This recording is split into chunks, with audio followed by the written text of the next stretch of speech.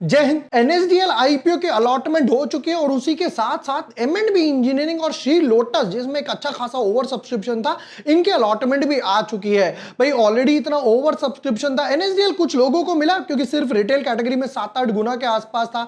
एम&बी भी मिला, श्री लोटस में लोगों ने कहा कि भैया कुछ मिल ही नहीं रहा है।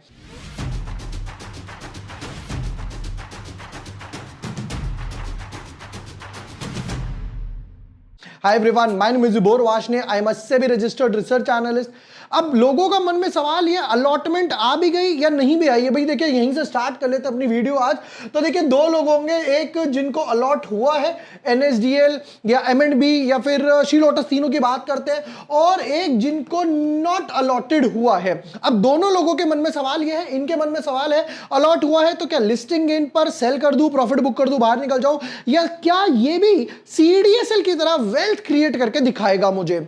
दूसरा इन लोगों के मन में सवाल यह, भैया अलॉटमेंट तो मिली नहीं, क्या मैं मार्केट रेट पर लिस्टिंग डे पर बाय करूं या नहीं करूं, सब डिस्कस कर लेते हैं। चलिए चेक करते हैं आज के analysis. But yes, before moving ahead, अगर अभी तक आपने चैनल सब्सक्राइब नहीं किया है या न्यू यूजर हो तो यहां पर हाईवे इंफ्रास्ट्रक्चर ये आज ओपन हो चुका है, इसके एनालिसिस कर सकते हो। मार्केट के ऊपर भी मैंने डाला था, स्मॉल कैप मिड कैप के ऊपर भी डाला, इसमें एनएसडीएल का फाइनल वर्डिक्ट था, पांचों आईपीओ का कंपैरिजन, यहां पर मैंने सारे एनालिसिस आपको ऑन द बोर्ड मिल जाएंगे।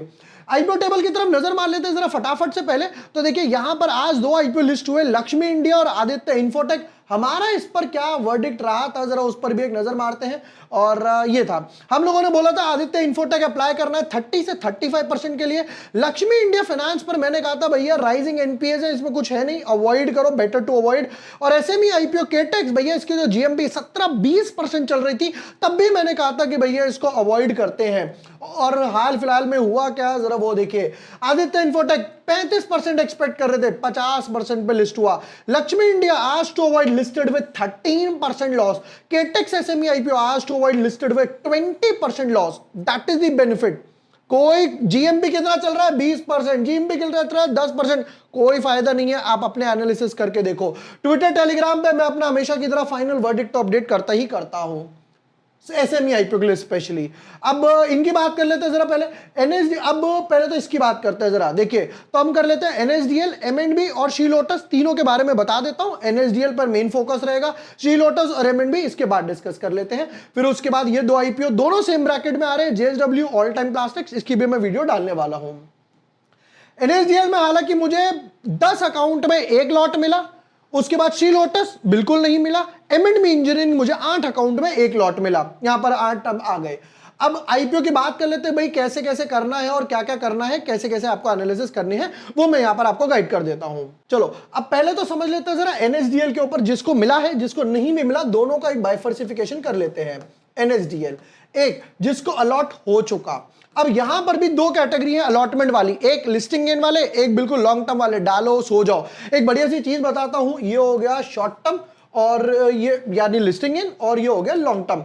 हमारे एक जानने वाले हैं सुमित मूलचंदानी उनका नाम है, तो सर क्या करते हैं, उनका सिर्फ एक ही रूल है, आईपीओ अप्लाई करो तो लॉन्ग टर्म के लिए डालो और भूल जाओ, उनका वो रूल है। तो ये क्या करते हैं, डॉटर के नाम पे इनका अकाउंट है, आईपीओ अप्लाई करते हैं, अलॉट हो जाता है, बढ़िया, देखना भी नहीं है कितने पे लिस्ट हुआ क्या नहीं हुआ। धीरे धीरे धीरे धीरे करते हुए अभी तक उस बंदे को लास्ट 3-4 साल में 100+ आईपीओ अलॉट हो चुके हैं। मिनिमम 15,000 का भी एक लॉट मान के चलते हैं तो ऑलमोस्ट 15 लाख से ऊपर वो अपनी वेल्थ क्रिएट कर चुका है। एक सिंपल फॉर्मूला लॉन्ग टर्म वालों के लिए, बाय एंड फॉरगॉट वाला।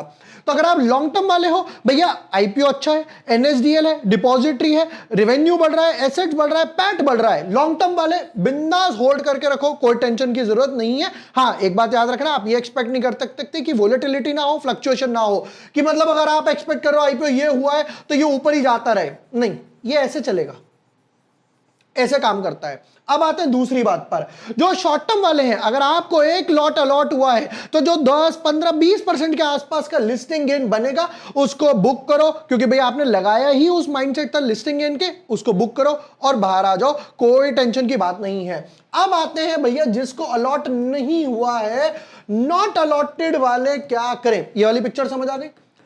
अब आते हैं नॉट अलॉटेड पे। देखिए मेरे हिसाब से, जैसा हम लोगों ने, याद है उस वीडियो में मैंने बताया था कि ये 800 रुपए के आसपास आना चाहिए, 760 से 800, और डॉट उसी रेंज में आया। अब जिनको अलॉट नहीं हुआ है, मेरे हिसाब से ये वापस से एक बार थोड़े दिनों में 850 पौने 900 की रेंज में मिलेगा। मैं तब और एक्यूमुलेट करने का सोचूंगा। मैं ये फोमो में नहीं आना चाह रहा कि मुझे अलॉट नहीं हुआ, क्योंकि अगर आप रिटेल कैटेगरी का सब्सक्रिप्शन देखो सिर्फ 7 टाइम्स के आसपास ही था। इस वजह से मुझे लगता है ये थोड़ा सा नीचे आएगा। 800 850 would be a good range to accumulate. ये हो गया। अब चलते हैं बाकी दो आईपीओ की तरफ, जो था हमारा M&B इंजीनियरिंग और शी लोटस की तरफ। अब बात कर लेते हैं M&B इंजीनियरिंग की, क्योंकि भाई इसमें भी 7 टाइम्स के आसपास था अलॉटमेंट मिली है। अगर अलॉटेड है, अलॉटेड, तो भाई मेरे हिसाब से बुक करो। 5-10% के आसपास ही लिस्टिंग गेन बनने वाले हैं। कोई hi fi listing gain expect मत करना, बुक करो निकल जाओ। अब आते हैं नॉट अलॉटेड पर। भाई जब यहां पर ही बम्पर लिस्टिंग गेन नहीं है तो ये कितने दिन सस्टेन करेगा? भाई जो QIB कैटेगरी है उसका तो ओपन है, एंकर इन्वेस्टर का लॉक इन रहता है, तो QIB अपना माल बेचना चालू करेंगे। अगर नॉट अलॉटेड है तो मत बाय करो। प्राइस 10-15-20% ड्रॉप करेगा ओपनिंग के बाद, मतलब 2-4-5 दिनों में। तब एक बारी को सोचेंगे, 1-2 क्वार्टर रिजल्ट आने दो, कुछ ऐसा खास नहीं है कि भागा जाए। अब आते हैं लास्ट वन पे, शी लोटस।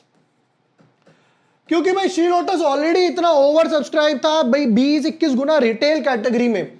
अगर आपको अलॉट हुआ है, अलॉटेड, तो मैं सजेस्ट करूंगा आप इसको होल्ड कर सकते हो।